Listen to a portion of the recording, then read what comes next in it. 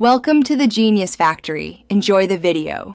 You start by confirming your Android version and device model so the app works properly.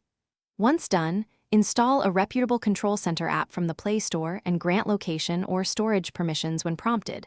This lets the app read settings. Make sure to choose the activation method, edge swipe, quick settings tile, or floating button, because that determines placement.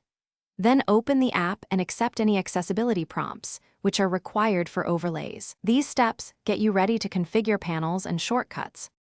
Now configure panels and shortcuts inside the app so your control center is meaningful. You add toggles like Wi-Fi, Bluetooth, brightness, and Do Not Disturb, then arrange app shortcuts, media controls, and a screenshot button. This is how you reduce taps. Once layout is defined, adjust gesture sensitivity, edge width, and icon size to avoid accidental triggers. Make sure to test each tile and shortcut as you go. If a toggle fails, revisit permission settings or reassign that tile so everything responds smoothly. Finish by enabling the control center and testing activation across several apps and the lock screen so behavior is consistent.